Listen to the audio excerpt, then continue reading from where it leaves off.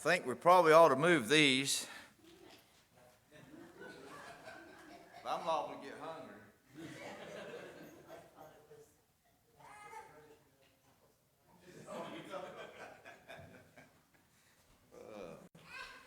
Today, I don't know how often this has ever happened in the history, but we had 5 Saturdays, we have 5 Sundays this weekend. Sister Betsy pointed out several years ago, but one of the other unique things about it is on the 5th Sunday night, we usually have communion, which is a memorial unto the Lord, this do in remembrance of me.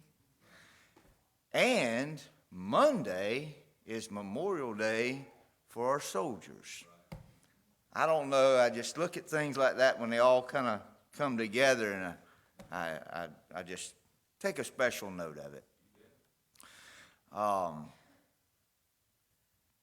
I was reading a thing today that a fellow put out, and he said that the Memorial Day actually took place really right after the Civil Wars, whenever they began putting flags on the graves. 650,000. That's a huge number. Huge number. And since then, we have set aside this day to remember all of our soldiers who have fought for our freedoms, who have given their lives in the course of battle to protect our country and to liberate other countries. And that we better not take that for granted. Because if we throw away our military forces, we discredit that war's coming here. The enemy is not going to stay away if we ain't got enough force to keep them away. If you have served in the U.S. military, any branch of it, would you mind standing, please?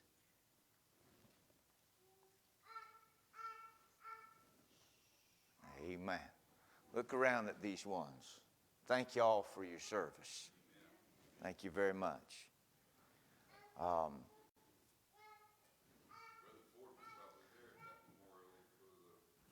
It was, I think. Yeah, he remembers the first Memorial Day, right after the Civil War. What's that? I didn't see you, no, sir. All right. Thank you for your service, and I am patriotic. Don't get me wrong. I am patriotic. I love my country.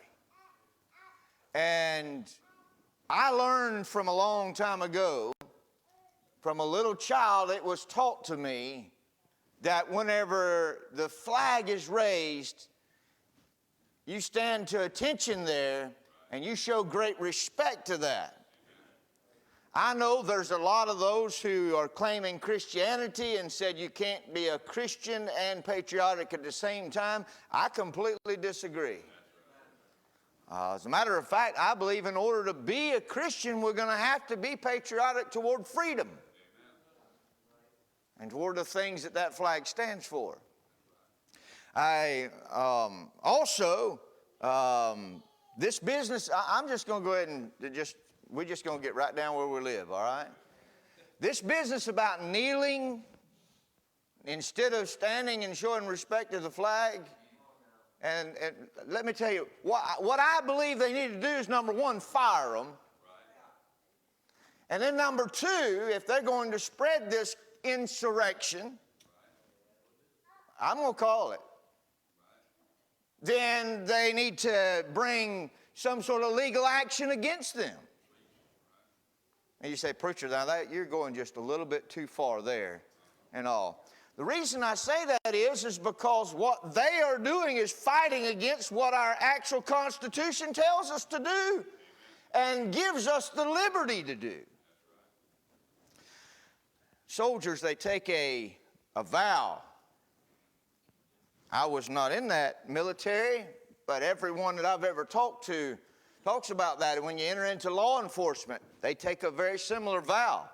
And that is to defend the Constitution from both foreign and domestic enemy. Whether it be homegrown or whether it be foreign, to defend that so that we can have the freedoms that we've got today. I want to look in the scriptures about that as well. In Galatians chapter number 2, this is the Apostle Paul writing to the church at Galatia. He's given some of his testimony, and he's recounting some of his events that took place. Now, for me and Lori, since I was at the Fifth Saturday meeting yesterday and preached down in Keanesville, it's kind of a repeat for us and for Brother Brammer and Brother Horace. Y'all don't know who he is, but that's the H of the H-E. Hey. Okay. Hey.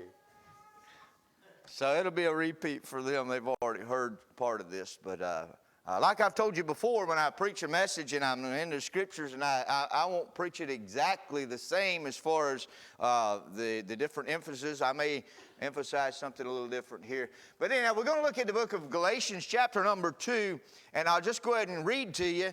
Sometimes I'm not a real good reader. But sometimes when we're reading through this, if we'll read through it as if he's writing it right to us or saying it to us. And so we kind of look at some emphasis and look at some direction here about it. It just kind of, to me, it brings the scriptures to life. So I'm going to read to you. He said, then 14 years after I went up again, after I went up again to Jerusalem with Barnabas, and took Titus with me also.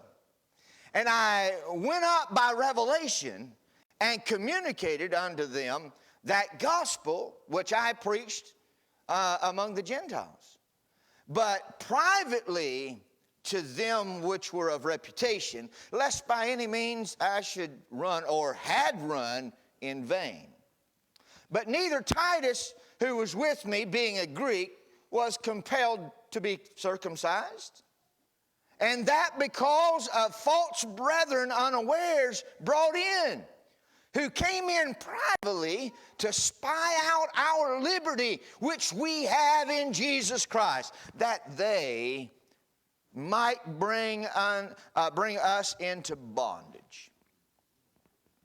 To whom we gave place by subjection? No, not for an hour, that the truth of the gospel might continue with you. But of these who seem to be somewhat, and whatsoever they were, it maketh no matter to me. God accepteth no man's person.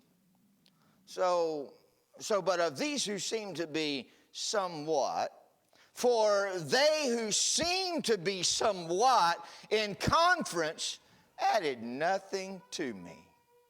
But contrariwise, when they saw that the gospel of the uncircumcision was committed unto me, as the gospel of the circumcision was unto Peter, for he that wrought effectually in Peter to the apostleship of the circumcision, the same was mighty in me toward the Gentiles.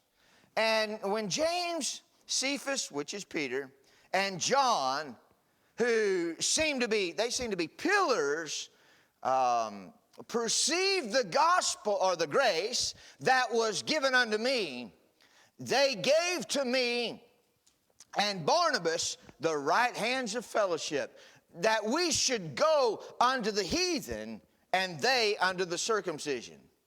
Only they would that we should remember the poor. The same which I also was forward to do.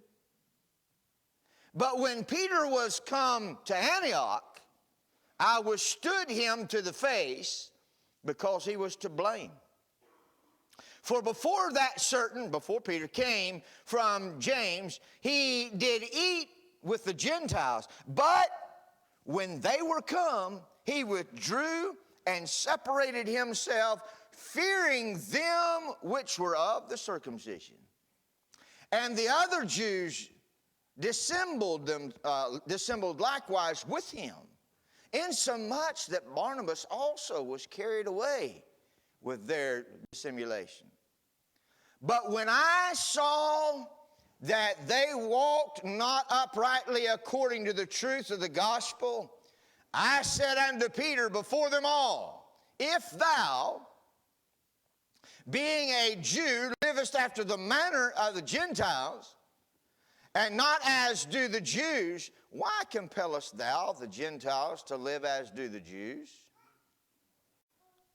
Said, we who are Jews by nature, and not sinners of the Gentiles, knowing that a man is not justified by the works of the law, but by the faith of Jesus Christ. Even we have believed in Jesus Christ, that we might be justified by the faith of Christ, and not by the works of the law. For by the works of the law, shall no flesh be justified. But if, while we seek to be justified by Christ, we ourselves also are found sinners, is therefore Christ the minister of sin? God forbid. For if I build again the things which I destroyed, I make myself a transgressor. For I, through the law, am dead to the law, that I might live unto God. I am crucified with Christ. Nevertheless, I live. Yet not I, but Christ liveth in me. And the life which I now live in the flesh, I live by the faith of the Son of God, who loved me and gave himself for me. I do not frustrate the grace of God, for if righteousness come by the law, then Christ is dead in vain.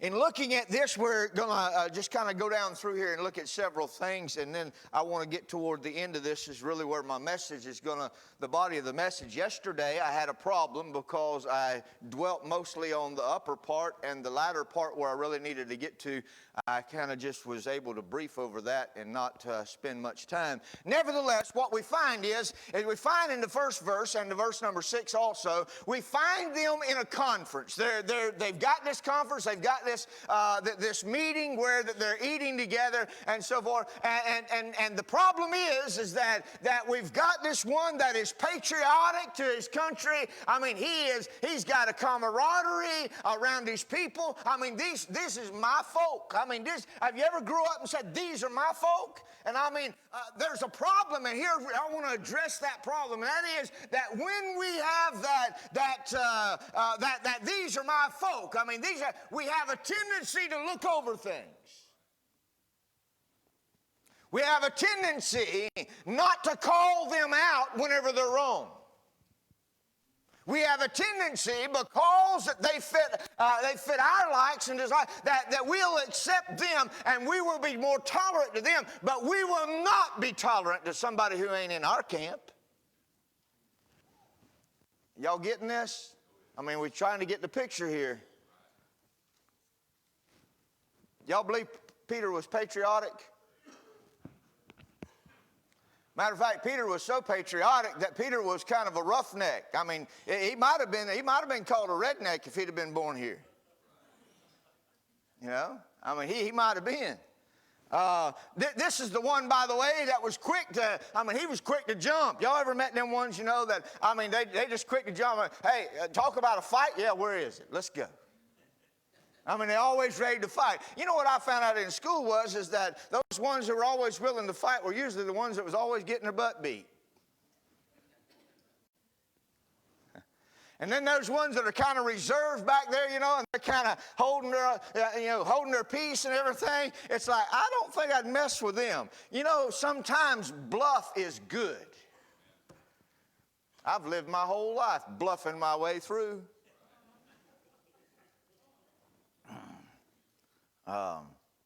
What is it to say? Somebody brought up a statement that said, fake it till you make it type thing. There's a whole lot of that going on, by the way. But anyway, my point is that Peter was patriotic. Peter had these ones that he grew up with that were Jews like him, these ones were tight. They was tight together. And they had these people, and now Peter is there, and they're in this conference thing, and they've got some Jews and they've got some Gentiles. By the way, he mentions Greeks in here as well. And so when he's speaking about if you're a Jew, then that means you're Hebrew. But if you're any other thing other than a Jew, you're a Gentile.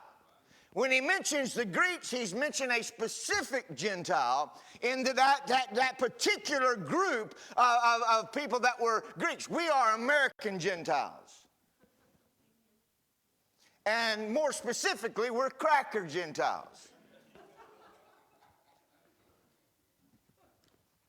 Now, so he mentions that, and so Paul is over here. Now, we know that Paul is a very patriotic man. Paul is one that he could give he had a lot more standing in the Pharisees than even Peter did. Paul had grew up there, and he had lived his life there, and none of that. Peter was a fisherman, a sailor. Y'all ever heard about, cuss like a sailor? Well, Peter actually was that one. He was. As a matter of fact, whenever he's denying the Lord, you remember? The Bible talks about the language that he used. The emphasis that he put on that was to stress that he didn't know anything to do, didn't have anything to do with the Lord. That kind of come out. Y'all remember, talking about the character of Peter just for a little while. The character of Peter also, he was the one that was with the Lord. And whenever in the garden there, whenever that soldier came to take him away, and Peter was the one that reached up there and grabbed up his sword and pulled it out and cut his ear off. Now, do y'all remember also that Jesus at one point said, hey, y'all need to go and buy a sword. And they looked around and said, we have two, and he said, that's enough. I'm sure Peter was one of them. The character of Peter, he's a roughneck fella. He's ready to cut that man's head off. I don't think he was aiming for his ear. I don't think he was trimming his tree. I think he was going to lob his head off. But nevertheless, this is the character of Peter, and now Peter is here. And now Peter, what has happened is there's some of these Pharisees that have come into the group there, and they're kind of inching in there, they're kind of slipping in there. Kind of slipping in there and see what all this is about. Now, if you got a Jew, if it's a Jew, and that Jew is coming in there, and he's going to slip in there and find out what all's going on. What are these other Jews doing? Wait a minute. They've got liberties. They're doing things freely that we can't do. Now, what's going on here? And so they go in there. Now Peter was one that he could go over there and sit with the Greeks, and he could eat a pork sandwich, and he was doing that. But as soon as the Jews come in, he got up and went over there and got with the Jews. And so what he's telling them, but here's the problem, that Peter was trying to impress the laws, the Jewish laws on the Gentiles.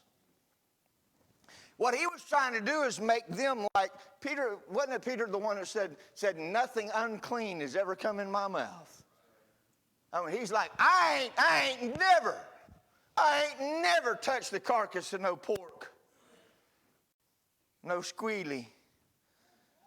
So I ain't never done none of that. I'm clean. I ain't ever ate nothing that's bad. All them dietary laws. I got on this here a while back about that dietary stuff, and y'all know how I feel about that, right? Just to be clear, I've read the scripture that said that everything is good for food if it's received with thanksgiving. So therefore, if you get hungry and you're driving down the road and there's a freshly killed one, you can get it and eat it. Just make sure it's fresh.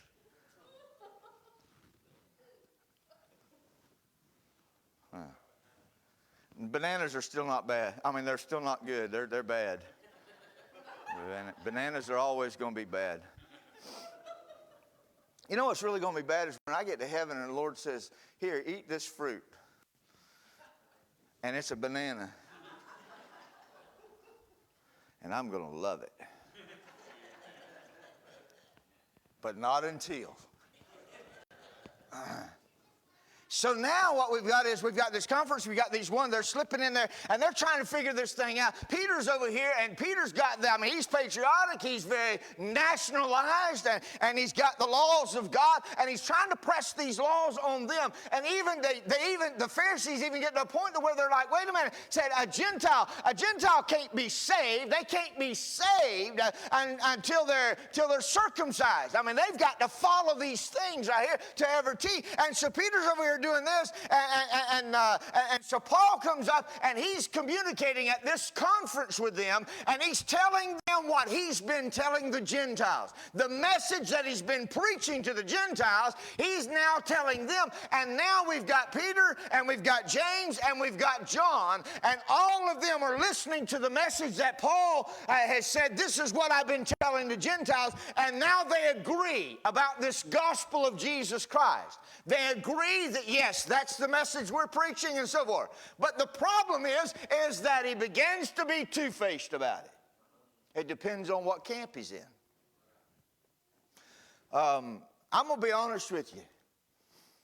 And I don't know what y'all's backgrounds are.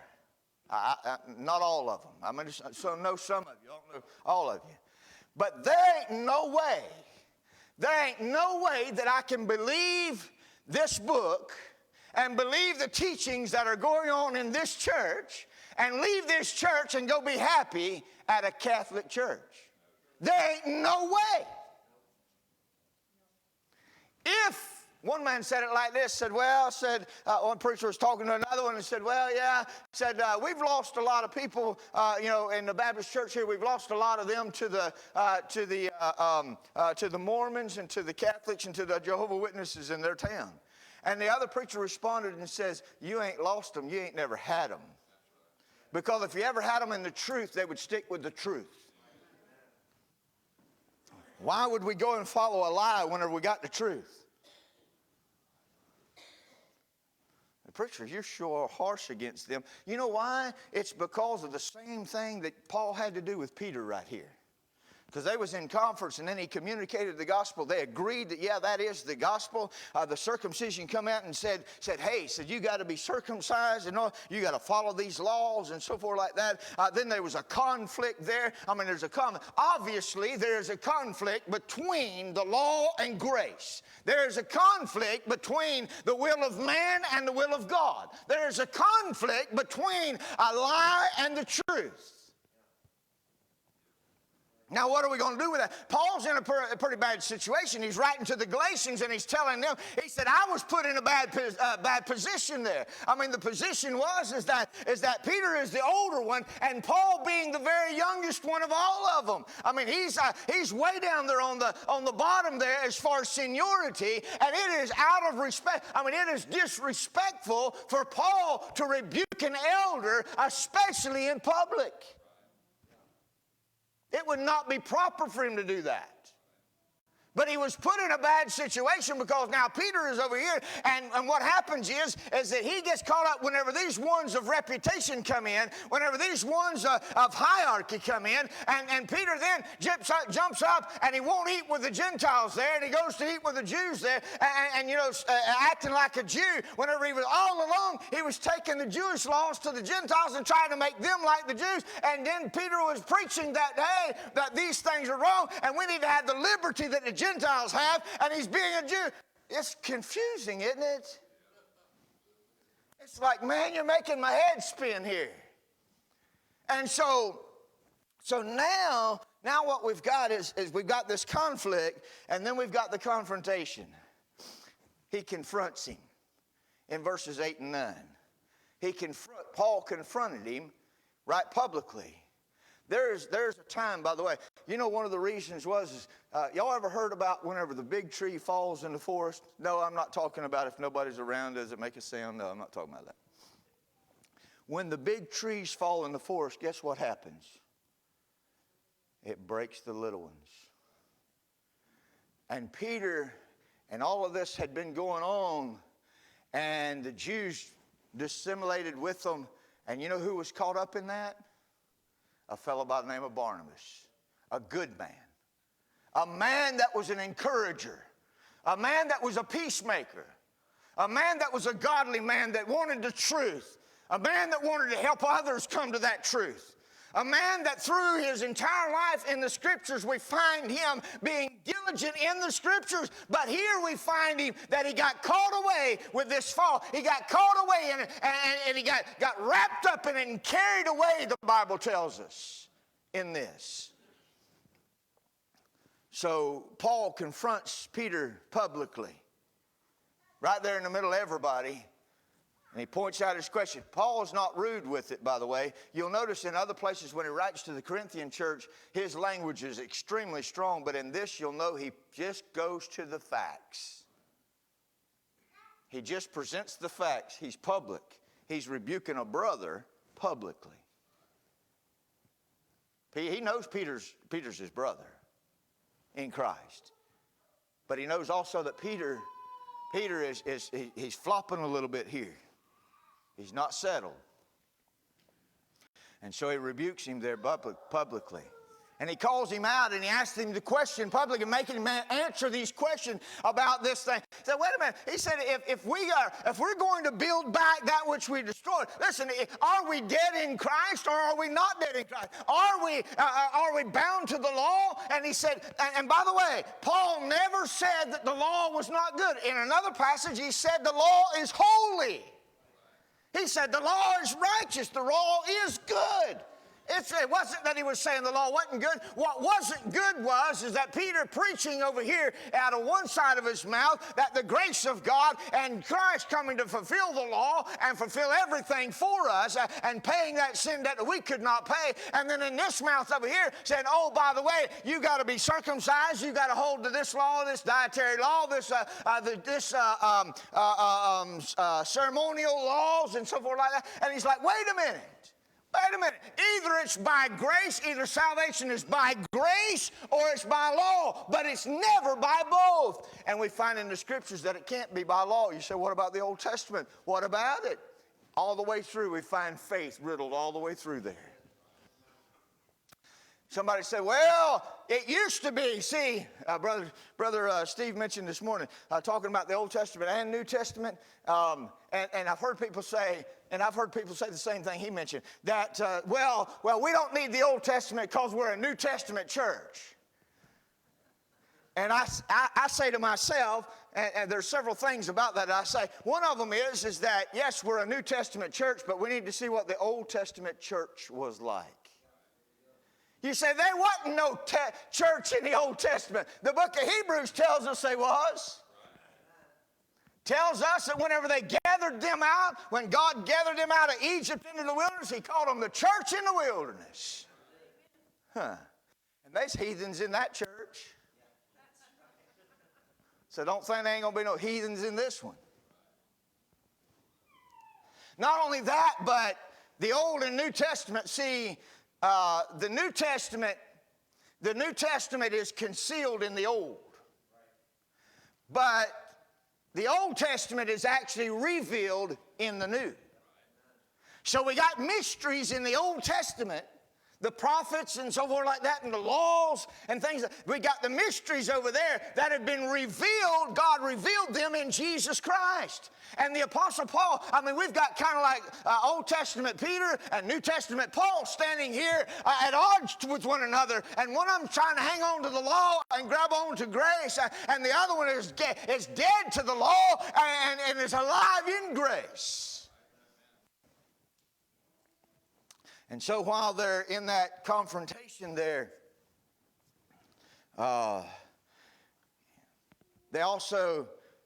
they had just given confirmation.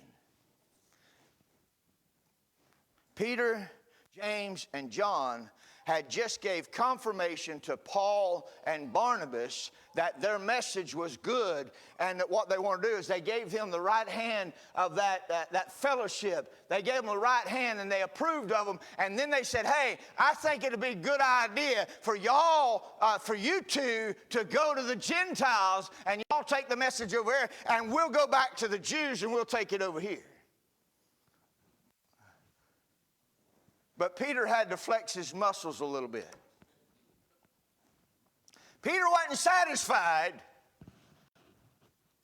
with just saying, okay, we'll go our different ways. He's got it. He's got the message. He knows what it is. You know what Peter had to say? Peter had to say, and James and John, I guess they were all in on it. Anyhow, they said, by the way, just one thing, don't forget the poor. Can you imagine what Paul said? I can imagine Paul going, really? Really? All of this that we went through, and now you're going to have to give me an instruction, don't forget the poor. We've always remembered the poor. It's almost like I remember Jesus whenever some of them was talking about the poor, and they were saying, oh, we could have sold that, and we could have distributed to the poor and everything. And everybody, I mean, people get all spiritual about taking care of the poor, don't they? Actually, they get all hypocritical. And Jesus said, the poor will always be with you, but I'm fixing to leave. What's more important? You can always go back to feeding the poor. Peter said, don't forget the poor. Like that's some sort of the main object. And Paul's like, I don't forget the poor. I've been doing this a long time. I'm not forgetting them. Okay, Peter, thank you for your instruction. You say, is he really like that? I don't know. I'm just reading scriptures here. Because Paul said it. It didn't say, we were already forward to do that. I mean, he's saying it in some sort of a fancy old English way, and I'm just saying it in a cracker way.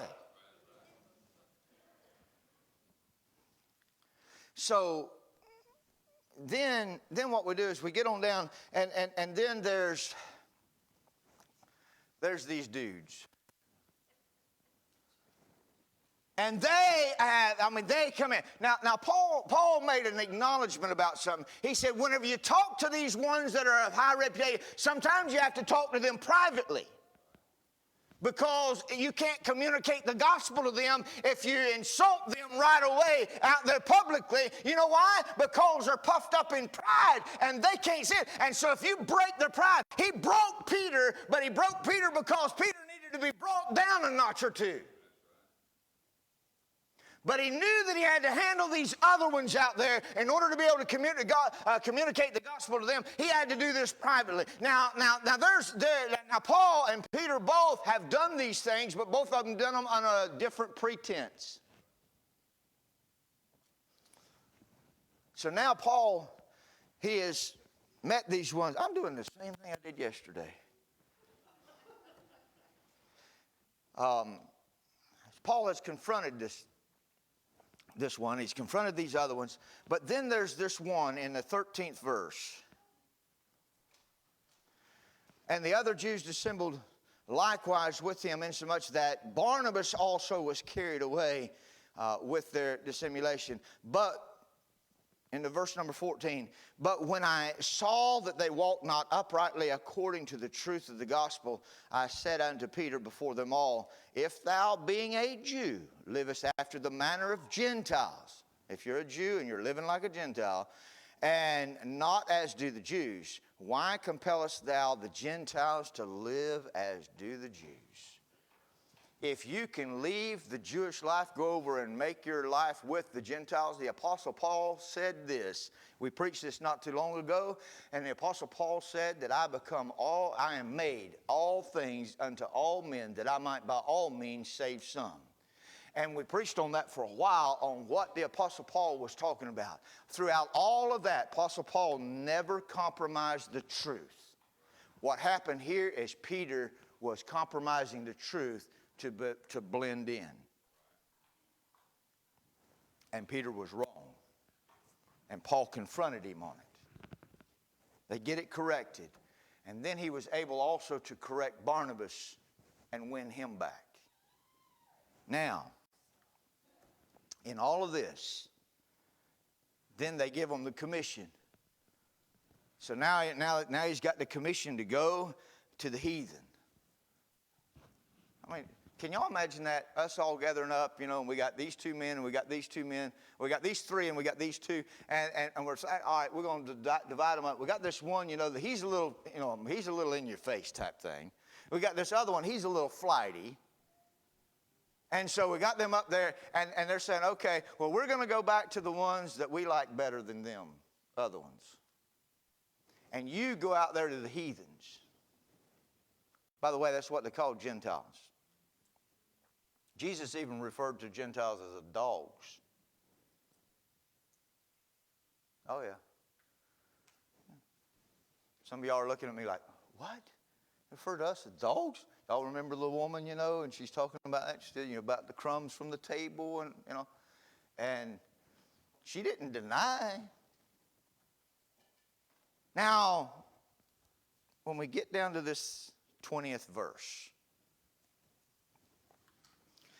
the Apostle Paul writes this, and he said, I am crucified with Christ. Nevertheless, I live. What does it mean to be crucified with Christ? Nevertheless, I live, he said. Well, he goes on to explain it a little more in detail.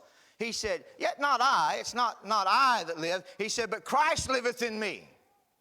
And he said, and the life that I now live in the flesh.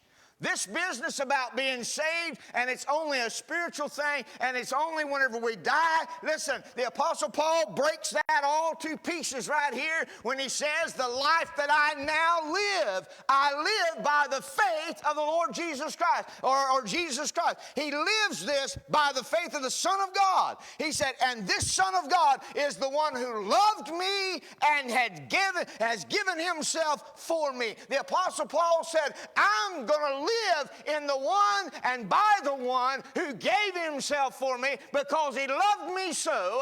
And it's not I that am living today, but it's him living through me vicariously through him. He is his eyes, he's his mouth, he's his ears, he's his hands, he's his feet, he's his tongue. He is the one. And he said, I want to give my entire life over to what Jesus wants. And he had rebuked Peter. And let me tell you something, it took a lot of courage for him to do that. The courage that we find in the Apostle Paul to set it right, even whenever you say, well, what did he have to lose? He had everything to lose. Every friend that he ever made in the ministry, he was subject to lose them all. He was subject to lose. He'd already lost all the Pharisee friends that he had and the Jew friends. He'd already lost them, and now he's going to lose his only Christian friend. And let me tell you something. Peter was probably thinking about that. He said, for fear of the Jews, that he kind of had a double take on things there. He was kind of two-faced. Now, to be made all things to all men, like the Apostle Paul said, he was never two-faced, but now we find Peter whenever he is. He is two-faced. You say, you sure are giving Peter down the road today. You know why? Because I think we got a whole lot of them that's kin to him, probably closer than a first cousin. A lot of us are closer kin to Peter's attitude than we are Paul's. But it's the same Christ. He said, I'm crucified with Christ, nevertheless I live, yet not I, but Christ liveth in me. And the life which I now live, I live in the flesh. I live in the flesh. I live by the faith of the Son of God, who loved me and gave himself for me. And then what I want you to listen at this. I want you to listen at Paul's concentration that he has. He said, I do not frustrate the grace of God. For if righteousness came by the law, then Christ is dead in vain. Listen, folks, why do we want to frustrate the grace of God? By trying to include a bunch of legalism in it. Why do we want to try to frustrate the grace of God? By trying to add this requirement and that requirement. Let me tell you something. when we're talking about them parables this morning, Brother Mike talking about that. Listen, whenever that plants start coming up, you can't tell the difference between a good one and a bad one. When they're coming up, they look a lot alike. And he's talking about the wheat and the tares, which the tares was actually a very similar plant to wheat. The one that they were talking, that weed that they was talking about, but it didn't produce wheat. The problem is that we want to put a whole lot of requirements onto someone before we'll say that we have confidence in them in their salvation. Let me tell you something, we don't know. So I wouldn't say go out and invest a whole lot of commitment, I guess, in trying to build up a new convert. By the way, that's not our job. You say, preacher, you mean you ought not to? No, the way I said it just didn't sound right probably to you. What I'm talking about is that, don't put your heart on their salvation because you don't know. Don't set your heart on it because they're your convert, and then whenever you find out that their fruit ain't bearing, don't you be wiped out with it. But if you set your heart on it, and then it turns out that they ain't saved, and they acting like the wicked world, then you might go to questioning yours too. You see what I'm talking about? Don't invest everything in your heart toward that, because God knows the wheat from the tares. But as it grows, I've told y'all so many times, time will tell. I don't know whether this is real or not when people come up. I don't know. Y'all don't know whether it's real with me. You say, preacher, you've been preaching for 36 years. Y'all don't know.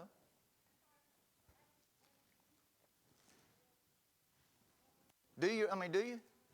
Y'all got some confidence because of my, fruit and stuff like that. But really, you don't know, do you? Now I'm casting doubt in y'all's mind. Y'all go home wondering, well, man, is that preacher a devil or what?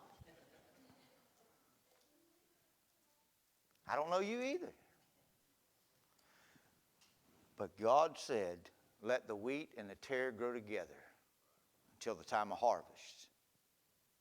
And he said that the angels will be sent out there to take care of the harvest, and they know the wheat from the tare. There's a spiritual world out there that know whether we were right or not. They know. There's a battle going on behind the scenes. They know.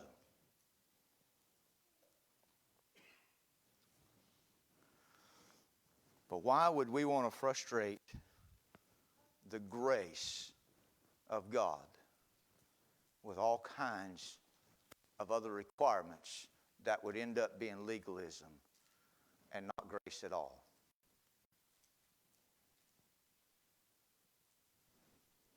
Well, in order to be saved, you really need to be able to quote John 3:16.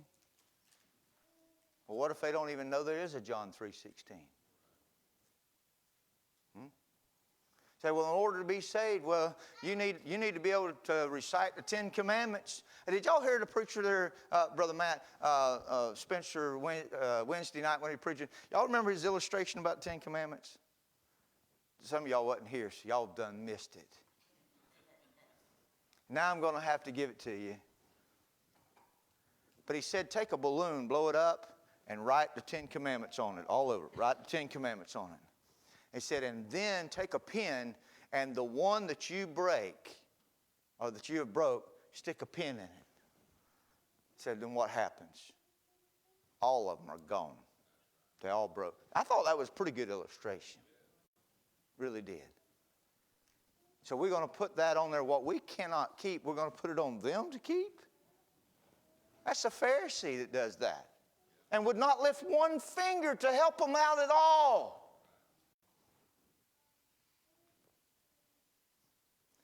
Face to face, Paul withstood him face to face. There comes a time whenever we're going to have to face conflict face to face, and we're going to have to put aside where they are, what camp they're in, who they're kin to, how they were raised, what geographical location they came from, because what matters most is the truth of the gospel. And when he saw that they were not walking rightly according to the true gospel, that's when he said, we got to stop this. We got to stop it. Don't matter who you are. And Paul said, by the way, I didn't really care who they were. He said, I don't really know who they were. If Paul was a cracker, he would have said, I don't know who these dudes were. I don't care who they were. They came in with all this junk, and he said they didn't add nothing to it. And he said, I ain't lost nothing when they. There's a bunch of people coming in with a bunch of junk. I said down there yesterday, I said that if some of these politicians was to come in and to walk into our church building, some of you would be drooling all over them. As Charles Stanley came to St. Cloud and had by the way, it'd have to be a free event. But if Charles Stanley came to town and it was a free event, there wouldn't be nobody left here, hardly.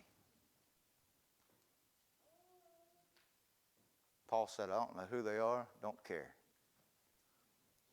They didn't add nothing to the service, nothing to me. It was nothing but a hindrance. Joel Osteen, another one. Just to start naming names. Joel Osteen's in a whole different camp than Charles Stanley, don't get me wrong, but still.